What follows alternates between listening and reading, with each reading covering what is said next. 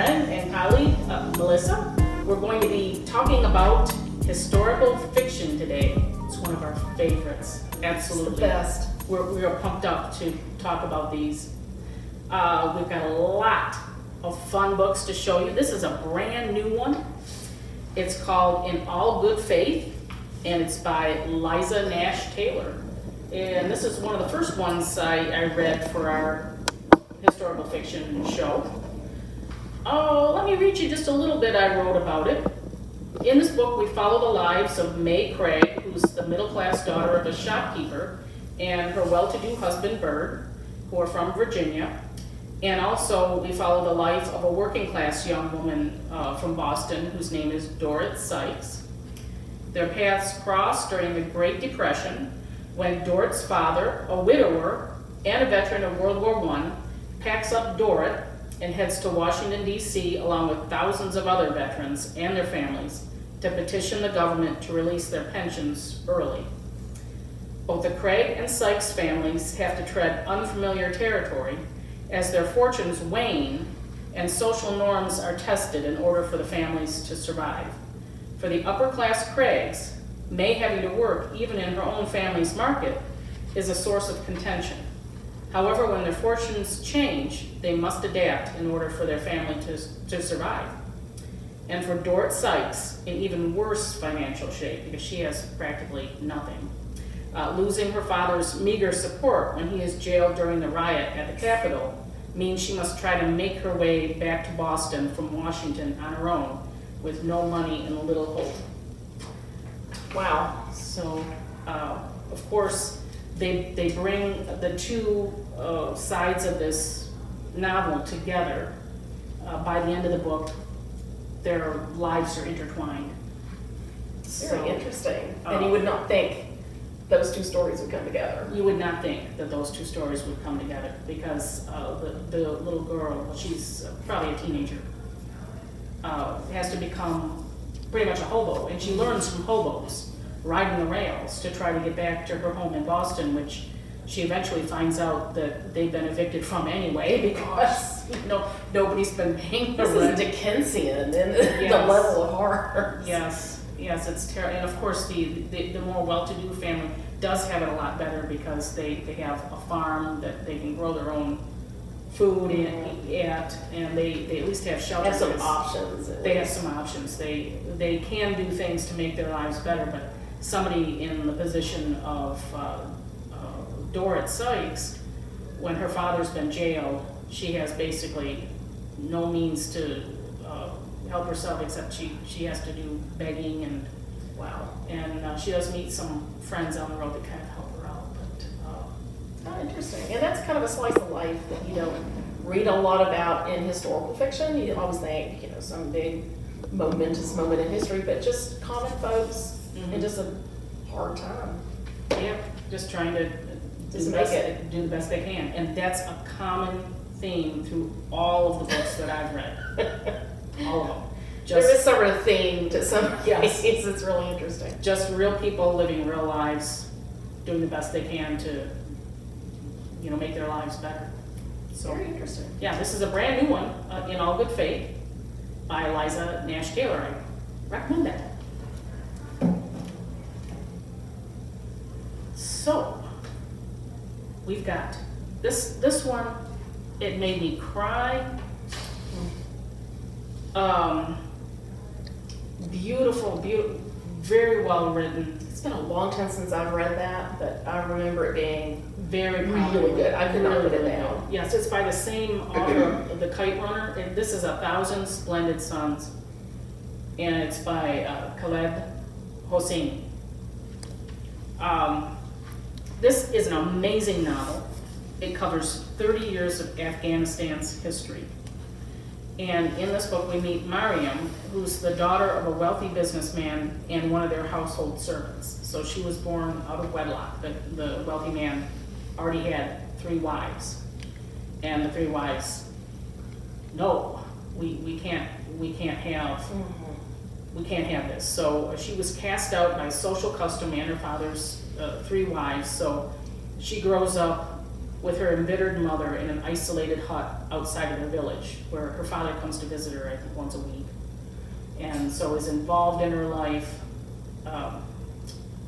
But she kind of creates this fantasy in her own head about her father being this wonderful, magical person who brings all good things to her, and he's a wonderful guy.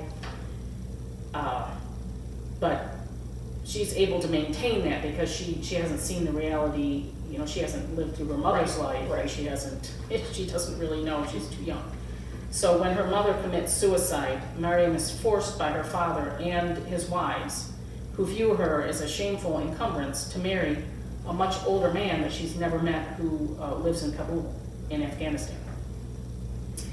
And then we meet Layla, who's a free-spirited girl who has grown up in Kabul. And Layla's best childhood friend is a boy named Tariq. And custom dictates that, especially after puberty, boys and girls should associate only with their own sex. But Layla and Tariq's friendship develops into love. So they really want to get married, but unfortunately war gets in the way.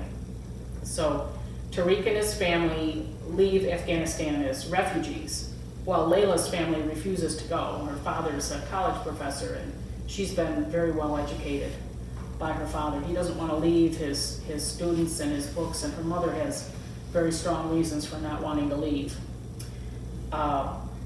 But because they stay, Layla's parents are killed by a missile. It blows up their house, and she happens to be just outside the house when it hits. So her parents are killed and the house is destroyed, but she's saved by a neighbor and spends some time recuperating with them. But he's kind of manipulative, and he happens to be Mariam's husband. Oh. The guy that she moved to Kabul to marry. Yeah, that's right. It's like I've forgotten all the connections with this. Yeah. He's kind of manipulative, and he manipulates her into marrying, becoming his second wife. So Mariam has remained childless for some reason, and she at first resents Layla, but their relationship develops into a strong bond of sisterhood. But constant war, it's a big It's still a mess. factor. It's just a mess, and the people in the book just have to do the best that they can just to survive and form familial bonds Yeah. as they can. Yeah. So His books are really interesting too because his characters are really well drawn yes, and they're very distinct. So it's not like you're going to confuse them at all. And it really shows the different levels of a society we're just not that familiar with. right. So you get a really good taste of the culture and the society Yeah, and just excellent writing. yeah, very excellent writing. Yeah, I highly recommend this book. I count it among the favorite books that I've ever read. Anything he writes, I think, is pretty solid. Yeah, it's beautiful writing style, very descriptive passages. Characterization is very well done. You care about the characters. You really do. you really do. So, like I said, made me cry, made me think. I highly recommend it. 1,000 Splendid Suns by Khaled Hosseini. So, highly recommend it. You have a very international lineup here. I do. I I just got to read about things that I've never experienced. I've got a real interest in knowing. Well, that's one of the really cool things about historical fiction.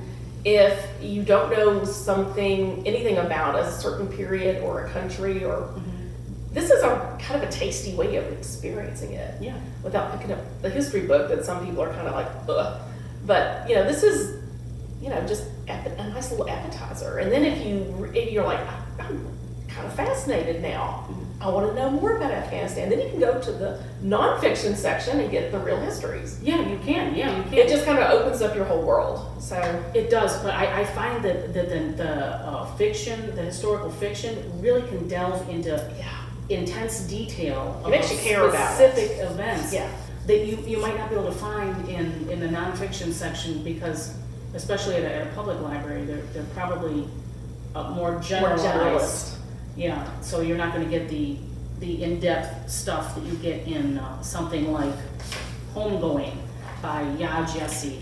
This is a super book. I mean, I couldn't put it down. And I've really enjoyed reading it. It's an epic novel, and it covers 300 years in Wow. the lives of descendants of two half-sisters who never even knew that they existed. I think one of them is told that she has a half-sister at one point, but they never actually meet, but it follows their descendants. So they were born of the same mother, whom they never knew each other, and one sister's descendants remain in Ghana, while the other sister was sold into slavery and crossed the ocean to the United States. So it alternates between what's going on in Ghana and what's going on with the descendants in the United States. And each chapter covers a brief but compelling story in the life of one of those descendants of these two women. And as we read the stories, we get a glimpse of the time periods and cultures in which each of the individuals lived, alternating between Ghana and the United States. Interesting. So we see clearly how the events of the past, the locations and actions and beliefs of ancestors have shaped the futures and choices of each of these people. So I can't wait to read it again because it was full of so many details, and obviously it's not just focusing on one specific like 1,000 Splendid Suns. It was just one period pretty much in Afghanistan. You get the whole story. This is going down through the ages. So one chapter is, you're in the 1700s in Ghana, and then the next chapter you're on a slave plantation in the United States, and then the next chapter you're somewhere else, and the next chapter, one alternating chapter will stay in Ghana, but the descendants, it's each chapter is about a different person, and each individual is very clearly developed. So you only get one chapter on them, That you remember them. but what you see about their lives, it really makes you understand why they did what they did, and you might not agree with every single decision that the characters make, but you It's have in an understanding. context. Yes, you have an understanding and an empathy with them all. So I really highly recommend this book, Homegoing by Ya Jesse. I'm pretty sure that's on my list to read. I have a really long list of 2 reads, and I'm pretty sure that's on there. Yes. I know I've had other people say, you gotta read this book, and I'm like, okay.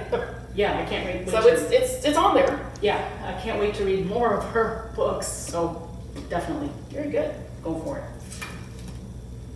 Okay. This one I could not put down. I loved it. Pachingo by Min Jin Lee.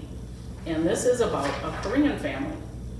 And again, it goes through generations, but you don't you do kind of jump around to different characters' perspectives, but it's all in the same family, and they're all living through this together. So it starts in the early 1900s and goes through about 1989. And the link through the generations is Sunja. I think that's how you pronounce her name. But she's born to working class but loving parents. And she's been just cherished her entire life. So, but also kind of very sheltered. And she becomes pregnant by a wealthy man because she believes what he says when he says Innocent. she's very innocent. He says she's so precious and wonderful, so she just believes him. And he's not told her that he's already married. So when she tells him that she's pregnant, his response, he's a wealthy guy, he says, "Oh, I'll take care of you, and I'll put you up in a house, and you'll never want for anything." Of course, she Believes that too. No, she doesn't want any part of that, because her culture says, "Oh no, that's not right. That's shameful, and this you have brought shame upon our family. So she rejects his offer to support her as his mistress because she had thought that he was going to marry her. So during this time period, an illegitimate child would have no family name because her mother tells her, we cannot register this child under our name because it would be against the law. So he would have no name and no social status, and it would just be a horrible thing. So her widowed mother operates a boarding house in Japanese-occupied Korea. And when a Christian pastor who is staying there, he's also Korean, suggests that he marry Sunja and give the child his name, they really like this guy. He's a decent, good-hearted guy, and he's been staying in their boarding house for quite some time, so they know him. So it seems like the perfect solution. So the pastor, Isaac, and Sunja travel on to Osaka, Japan, where Isaac has a job offer at a church. And because they're Koreans in Japan, they are subject to living life in a ghetto, and they cannot hold important jobs which are reserved for Japanese citizens alone. And talks about their children, the firstborn Noah and Mozasu, receive much love, but the whole family experiences financial difficulties and prejudice just because they're Koreans in Japan. So during this novel, the wealthy biological father of Noah remains in the background, and Noah doesn't know until near the end of the book that his father is not this pastor. Wow. So he has grown up just Thinking loving one family. Thinking that this pastor who he reveres and loves is his father, but it's not. And but the wealthy guy who has only daughters with his wives, or with his wife, he's only got one wife. He has only daughters with his wife, so he wants to take care of his son, and he does help them out. He tells them, because he's so wealthy and he has connections in the government and connections with what's going on, he's able to tell them when they need to leave the city the ghetto that they're in, because it's going to be bombed by the Americans, or no, the Japanese are going. Anyways, he's able to help them out, but Sunja, till the end of her life, she still wants nothing to do with him. And it just tells you exactly what happens to every one of the characters in the family, and you love them and want the best for them.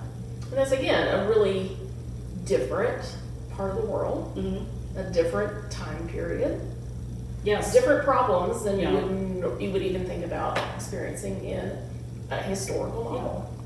Yeah, and the reason it's called Pachingo is because apparently this was one of the professions that Koreans could engage in Japan. They could operate pachinko parlors. Oh, okay. And so that's what a couple of the characters end up doing.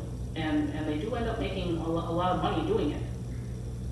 So it's something. It's something. I mean, it's a living. It was apparently kind of a shady, profession, but they're able to do it, and you just got to read this book. It's a powerful book. I highly recommend it. Pachingo. And this one, I've only just started this, so I'm about 1/3 through. But it's called Half of a Yellow Sun, and it's by Chimamanda Ngozi Adichie. Very good. Say that I again. hope I pronounced it right. My apologies if I have not. But the lives of 3 people. Ugu, who's a 13-year-old houseboy employed by a Nigerian college professor. Olana, a wealthy and beautiful woman who has become the professor's mistress. And Richard, an Englishman who's a writer who's in love with Olana's twin sister, find themselves running for their lives when revolution overtakes Nigeria in the 1960s.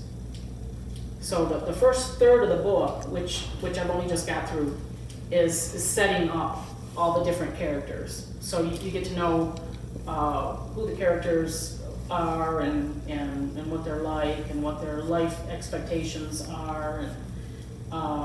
And I think right where I'm at right now is when the revolutionary thing starts to happen. Yeah. So I can't wait to read the rest of it because I like all the characters. They're very different. I actually started that book, and I had to toss it back because I had way too many things I had going on.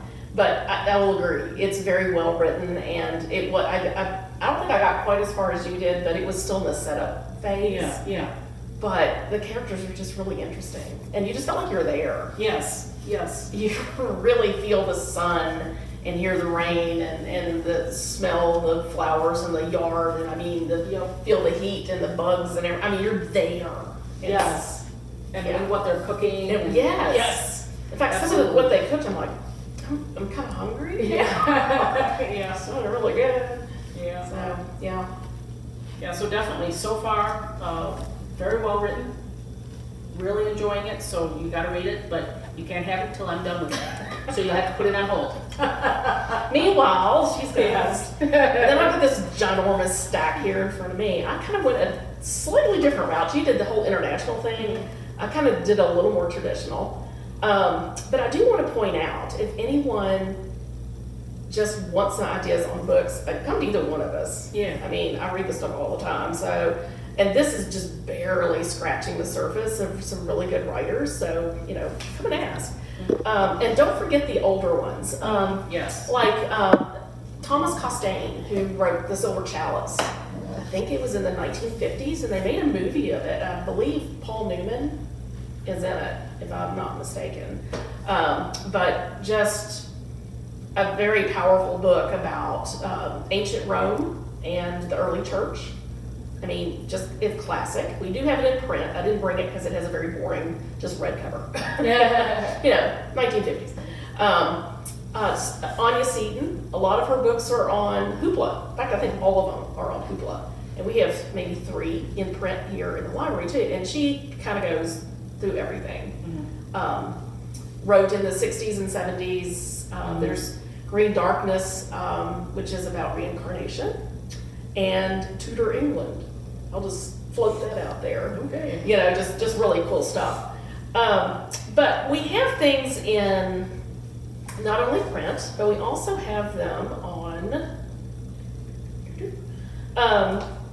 We also have ebooks. Yeah. This one we don't have in print, unfortunately, but it is on Libby. And I highly recommend this book. Margaret George has written a lot of books about just interesting historical characters, such as Elizabeth I, Mary Magdalene, Henry VIII. I mean, all kinds of things. This is her book on Nero. She actually has 2. One is called The Confessions of Young Nero, which I'm sorry we don't have, and I haven't read it, so I can't really say. But I'm sure it's pretty juicy. This one actually covers the Great Fire of Rome, that everybody thinks of Nero fiddling while Rome burns. Well, this kind of gives a little slightly different background to it. In fact, I have to say, what made this book so powerful to me is that we all think we know a historical figure, but when you read a book and it changes your mind about them, that's some either really good writing or you didn't know as much as you thought you did, and maybe a little both. And she does have some great historical sources at the end of the book, so you think she's lying. It's really there. Go look it up. So, I still won't say I would want to date Nero or have dinner with him, but I kind of understood him a little bit more at the end of this. For example, they don't really say who started the fire, but there were fires in Rome all the time that just wiped out half the city. This was one of a dozen, so it's just kind of the most famous one. And he was not in Rome when it happened. He was in Bai or at one of his villas out on the coast or something and flew back in for it. And he actually went to work with the fire brigades to help put the fire out. He wasn't fiddling while Rome burned. He was literally hauling buckets of water and sand and trying to save his city.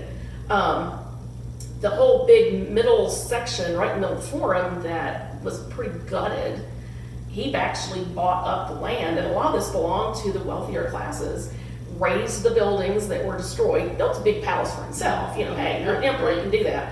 But he also opened it up to the public so people could come in and see the art. And he opened up a park outside for the public to use. So, I mean, was he really all that bad? I don't know. You know, he was different, we'll say that. But anyway, it just gave me a completely different view of him. And at the end of it, when he's basically being moved on to the great beyond, we don't know if he killed himself or he was assassinated. It's kind of questionable. You kind of feel a little bad. I mean, I was kind of surprised at myself. So anyway, I'm sitting here holding a blank book, sorry. Yeah, it timed out. So, but anyway, ebook. And I like ebooks too. Yes. We don't have any of Mary Reynolds' books. Oh, Mary Reynolds is good. in print, but we do have them on ebooks. Yes, yes. Check out Hoopla and Overdrive Libby, both. You can specify historical fiction, and there are great collections on there. Just amazing. Okay, so I'm going to go kind of through the centuries here. I'm going to start with the Middle Ages after that one. Okay, so Sharon K Penman. This is a trilogy of hers. She just passed away, I want to say last year. It's fairly recently. And her last book was called The Land Beyond the Sea. It was about the Crusades. And it's a chunk. You use it for doorstop. And the one just before that was Lionheart. You really should read The Land Beyond the Sea first, and then read Lionheart, because that's the chronological order they happen in. But she kind of sticks with her own period, which means she knows it cold. So the early Plantagenet period, she just has it down. And these three books are actually my favorite of all of hers. They're her Welsh trilogy. So it starts out, Here Be Dragons. And they're based on real characters, real folks. And this is actually an illegitimate daughter of King John of England, who was sent off pretty young to be married to the Welsh Prince of Wales. And you know, she's terrified and everything. Well, she goes to the Welsh court and she's kind of like, this isn't bad. These people are kind of cool. And her husband was good looking and he was kind to her. Everything was great. Except he was older and he already had a lady in his life. And the Welsh were a little more lackadaisical about, you know, social niceties like that. And so, you know, he was kind to Joanna. You know, he knew she was young, just kind of took her along. But he was spending more time with his girlfriend, mistress, sort of wife. I don't know what his other one was. And Joanna finally got tired of this and couldn't seem to get his attention, so she ordered his bed. This is actually really happens in the book, and it really happened. Taken out to the courtyard and set on fire. Oh my God. I mean, that sends a message. So he's like, whoa, okay, I think I need to pay attention to this young lady. So it's their relationship, which was tumultuous, as you can imagine. But it's fascinating. Oh my God, I fell in love with these people. And you feel like family with them at the end of it. So that was Here Be Dragons. And then the next one is Falls to Shadow. We go on to like the next generation. So it's a generational thing. And the next King of England and the next Prince of Wales. And now we're getting involved in some pretty heavy duty wars in England. Some pretty nasty things are going on. And so this is a little bit more of a struggle. This is the Simon de Montfort years. So we're talking some religious persecution, some bad stuff. And the last one is The Reckoning. And this is the end of the Welsh Princes of Wales. Wow. I cried my eyes out at the end of this. This is the grandson of Joanna and Llewellyn. And I'm telling you what, oh my gosh, I was just haunted by the end of this book. I was just like, no, I want to go back and rewrite history. Yeah. So, but you get involved in their lives. She writes so well, so clearly, and she has done her research. I mean, if you want to take this and compare it to the real history, it will line up. It is just fabulous. So if you like medieval history, she also actually wrote a series of mysteries, which I haven't read, but she has a character that she follows who was kind of a double agent or a secret agent that worked for Eleanor of Aquitaine. So he goes on all these little spying missions and stuff. They're kind of thriller, mystery, historical fiction mashup. And I'm sure they're awesome because, everything else she wrote was fabulous. Wow. So, so Sharon K Penman, good choice. All right, The Tudors. How many books have we read on Henry VIII and Poland? Do we seriously need another one? Well, yeah, we did, because this one's different. Okay, Hilary Mantel. This is a trilogy. This is the first of the trilogy, Wolf Hall. Wolf Hall was the place where Anne Boleyn actually came from. And this is not really about her. It's not really about Henry. It's really about Thomas Cromwell, who was sort of Henry's chief minister, who clawed his way up from the ground. I mean, this is a really pull yourself up by your bootstraps kind of story. And this guy, he was called the butcher's son because his father was the butcher. He was considered the lowest of the low. He was abused as a kid. He had a really hard go of it. But oh my gosh, he was brilliant. Just absolutely brilliant. And way ahead of his time. He had a mind like a steel trap. And so he studied law. He got into, he just clawed his way up through the government till he became indispensable to Henry VIII. And he's the one who engineered a lot of all the diplomatic things that happened. Of course, you rise a certain height, you know what's going to happen. Yeah. Henry was not the most stable of rulers to work for. The early years he was okay, but things began to kind of fall apart. But at this point, this is Thomas's early career as he's setting up Anne and Henry's relationship. The next one is Bring Up the Bodies, which goes more into the relationship of Henry VIII and Anne Boleyn, again through Thomas Cromwell's eyes. And the last one is The Light in the Mirror, which I haven't read yet. And the reason I haven't is because that's when Thomas meets his end. Oh, and I kind of fell in love with him through the first two books, and I didn't want to see him die, so I haven't read it yet. But anyway, this is really, she has a different writing style. It's you either like it or you hate it. I actually liked it, but I had to kind of get used to it. So give it a chapter or two to kind of get used to it. Because it's a punch in the face sometimes. It's just abrupt. But it just puts you right in their world. So, which wasn't a gentle world at all. Yeah. And speaking of not a gentle world, this one, Silence by Shashaku Endo? I don't know. Somebody's going to correct my pronunciation of that. Japanese. This is one of those books that I'm like, everybody ought to have to read this. I don't know that everybody could. But this is one of those books that just profoundly, I still find myself thinking about it way after I finished it. But the basic story is that Christianity came to Japan 1600s and 15th century, okay, and took off. It was very powerful. It just, swept through. Well, right about the turn of the 17th century, things started to change, and the government changed, and suddenly it was all about, let's get back to Japanese culture and Japanese religion again. Now Christianity is no longer welcome. Anything from the West is really no longer welcome. So the priests were hunted down and killed. Anyone who was a Christian was tortured, hunted down, killed, shoved into remote societies. And so it finally gets to the point where there are no priests left in Japan. So the church says, okay, we're going to have to send somebody. So they send a couple of priests in to minister to what's left of the flock. They don't even know where they are. They're going to have to find these people. They're in hiding. And these two guys don't speak Japanese. They're obviously European. They're going to stand out like a sore thumb, and they're not allowed in the country. So they have to be smuggled in and rely on a translator who could be a double agent. They don't know. You don't know what you're getting. So they kind of have to go their separate ways. And so it follows mainly one of them. One of them does not come to a good end fairly early on. The other one manages to survive. And he finds a congregation and he ministers to them, but he's in hiding. He has to hide during the day. And you cannot make a sound. No one can know he's there. And kind of come out at night and give the sacraments and talk to people.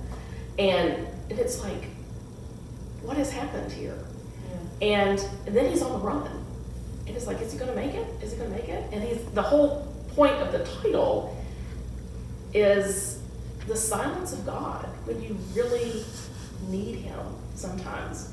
He prays and there's no help. Where's God? Of course, he's all around him. There's so many layers to this book. As a religious book, as a historical book, as just fiction. You can enjoy it on every level, and it's amazing. I will say this, one thing that really made me think, the new leader of this, at least the region where he was located, had been a Christian at one time and had gone back to Shintoism. And so he kind of knew how Christians think. And he knew that just killing the priests or killing Christians just made them martyrs. It didn't really solve anything. So here's what he came up with. He's like, okay, if I capture this priest, I'm going to give him a choice. Either he can spit on the Bible or defame some religious object, and I'll let him live. And I'll also let his congregation live. Or he refuses, and I kill one of his fellow Christians. I don't do anything to him. So now what do you do? And at that point, that's when I really had to think, what would you do? So it's a very profound book, but it's a hard read. I'll just warn you, it's little. Yeah, It'll make you think. I couldn't read very far into this book before I had to. Yeah. Had to So say, yeah, have to be in a certain frame of mind. Yeah. But I highly recommend. All right, on the religious theme again. It's a little different this time. This is a new book. This is Chris Bohalian, and who writes about a lot of different things. He's, oh gosh, he's all over the place. I love his writing because he is just so multi-talented. But this book is based on a true story of a young lady in the colonies who was arraigned as a witch. But before that, she decided she was going to divorce her husband, who was abusive. And he was wealthy, he had clout in the community, and so nobody really believed that he could possibly be this awful man that she said he was. And of course, he never did anything in front of anyone. It was always behind closed doors, away from the maid, nobody saw it. And so, but she had these odd bruises and marks on her, and she learned it like, you do. Oh, I just fell into the fireplace, or I ran into a door. But her mother knew something was wrong, and some other people were like, something's not right here. And she did take him to court and tried to divorce him, which was interesting. I didn't know women could do that. So I learned a lot about the court system in the early colonies just from that. She was not successful. So she has to continue to live with this guy, and now she's getting a little desperate. But at the same time, somebody is really not liking her, and they're setting her up for something a lot worse down the road. And what's interesting is each chapter has a chunk from the court proceedings. So you actually can follow both court cases through the book as you're reading all the backstory with it. Fascinating, just a fascinating book, and a really interesting way of looking at society in the early colonies in a kind of a different way. Men, women, free, not free, Native American, all of it. It's all there. So excellent book. I also want to mention that we have books in, we have a book kits. We have lots and lots of book kits, and a lot of them are historical fiction. One of them, which is actually checked out right now, is this one, The Book of Fires. And this one is set, this is Jane Borrowdale, and it is set in the 18th century. It's kind of funny you talk about the ladies that get in trouble. Okay, well that's kind of the theme of this book too. So this girl gets in trouble, we'll just say, and it was none of her doing. It was kind of done to her, but she's going to carry the consequences of it, and she knows she cannot stay at her home. They live out in the country, kind of a different mindset, and they're kind of barely hanging on. She can't bring another mouth to feed into this family anyway, and she would be shamed. So she takes the first opportunity she can, and she runs away, goes to London, thinks, I can blend in, I can find a job, I can do something. Well, London's overwhelming. There is just so much going on there. It's so more depraved than she thought it was.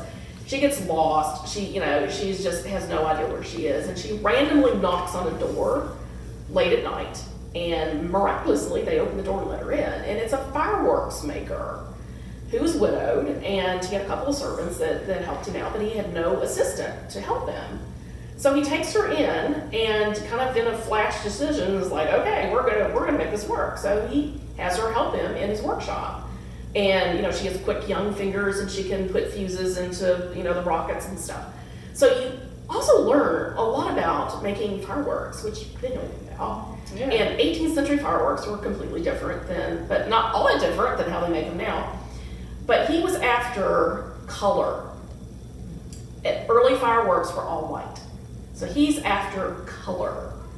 And so he's working on these very dangerous compounds to try to get red or purple or green or blue in the fireworks. And he's so close to getting it. And so it's kind of a competition between him and the other fireworks makers in the city. Yeah. And so it's really interesting to watch their relationship develop, the competition to get that color. There's always the danger of it, and she's never told him she's pregnant. She's like, that was a little secret she didn't tell him. Well, he kind of knew what was going on. And there's a really interesting twist at the end. This is one of those books that you cry, you think the end of the world has come, and then you have a really good ending. So, it's a fabulous book, and it's also something you can check out to discuss. Okay. Your book discussion groups. Yeah, that's going on my list. Yeah, it is a good one. One we have coming up in a book discussion, it's not ready yet, we're going to be reading it later this year, is The Terror by Dan Simmons. This is if you like a little horror with your historical, or you like a little supernatural with your historical. This is actually based on a true story.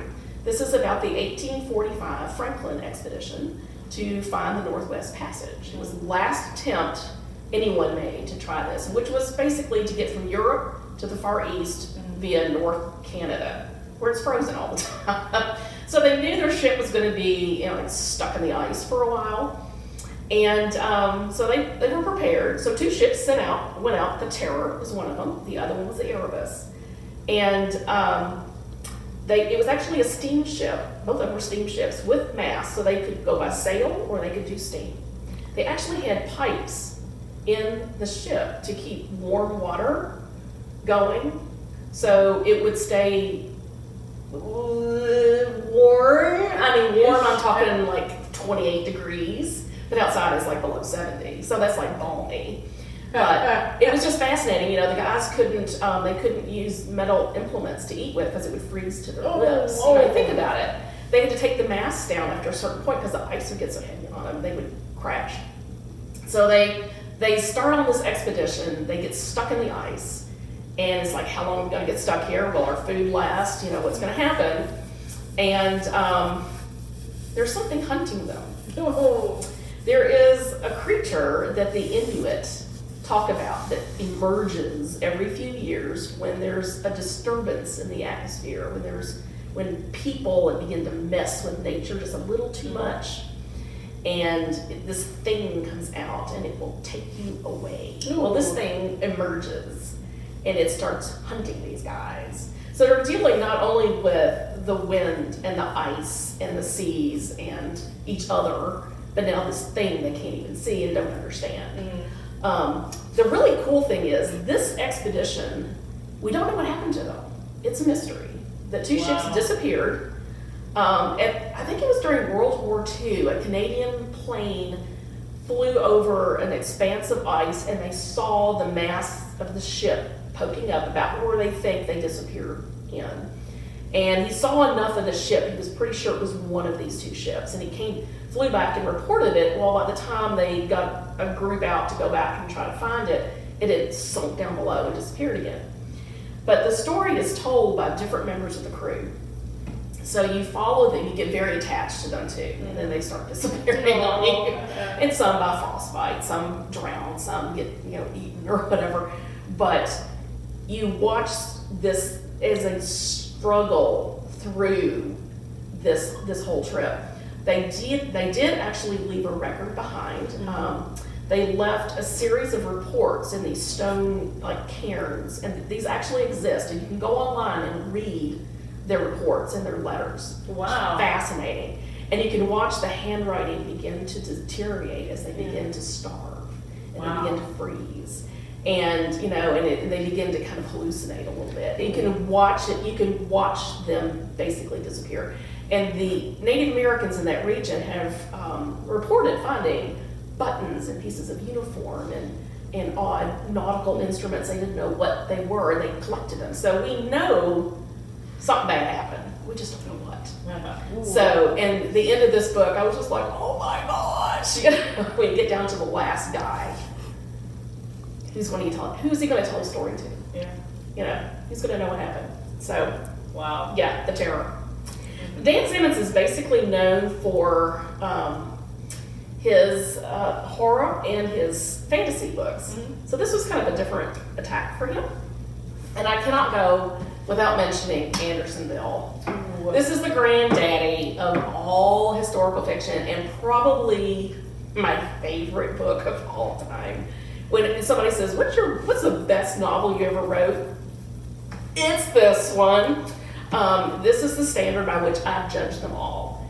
And it is a very difficult book to read. I read this one summer when I was in high school, and I honestly could not read very much of it. I'd have to put it away. I'd read a little bit, and then I'd have to read something really funny because it's intense. This is about the prisoner of war camp in Andersonville, in Georgia. It was a Confederate prisoner of war camp for Union soldiers. So this really talks about the soldiers that were there, the prisoners, and also the people who lived around the prison and how it affected them. And so they all have their stories, and they're all interwoven together. And it's a masterpiece. Wow. It's intense. So, but yeah, this one, I think he won the Pulitzer for this. Wow. And I would say 1972. This is McKinley Cantor. So, yeah. I mean, Pulitzer, come on. Yeah. Yeah. And then finally, last but not least, Kate Quinn.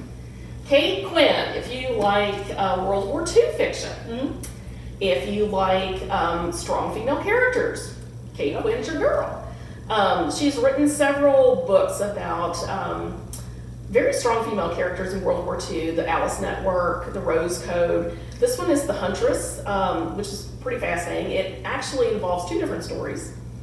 And in one of them, I did not know about this, but the Russians had a group of female pilots. The Germans called them the Night Witches. Yes. These gals were just amazing. They were probably better than any of the male squadrons, but they would fly in low because they gave them the worst planes that tended to kind of cut out at really critical hits, and they didn't have a lot of gas in them. So they would kind of cut out and they would just kind of glide over their targets and release their bombs and then pray that the stupid engines started again so they could get out of there. And it wasn't unusual for these women to get out of the plane and walk across the wings and start the engine. And then get back in. I mean, oh. Wow. So this is about one of their aces who was very, very famous, and she was shot down behind enemy lines and then has to make her way through the German lines to get somewhere to the west to get saved. And she runs into this German woman who was just known as the Huntress. And she was bad news. She was just bad. She was like one of the worst war criminals at the end of the war. They were hunting her big time. Wow. And but she ran into her, got tangled up with her, but she survived. One of the few who ever did. The other story is this American antiques dealer in Boston, and he's a widow. And widower, sorry, and his teenage daughter, and he meets this lovely, charming German lady who comes into his store trying to sell some antiques and survive, basically, with her daughter, and they embark on a romance, and they end up getting married. And his daughter is like, I really like this lady. She was very kind to her. She was very sophisticated. But there was something odd. Oh no. Who is this lady? So these two stories come together, and it's a humdinger. Wow. And the end of this book, you're like, You just can't stop turning pages. You just cannot stop. But she's really, really, really good. And she's also written a series of books on ancient Rome that we have on Hoopla that are also very good. And she keeps a blog too. If you ever look up Kate Quinn, don't look for the fashion person. It's not the same. Kate Quinn, author. She has a fabulous blog. I mean, lists of books to read on every topic in the world. What she's reading, writing guides, everything, and just some really funny stuff on there too. So yeah, just another of my picks. So. All right.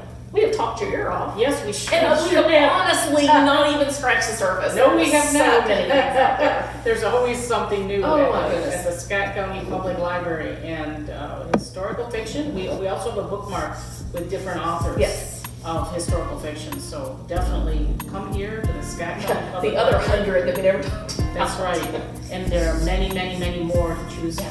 from. So, so many books, So little time. So we'll see you next time. Bye. Bye. Happy reading.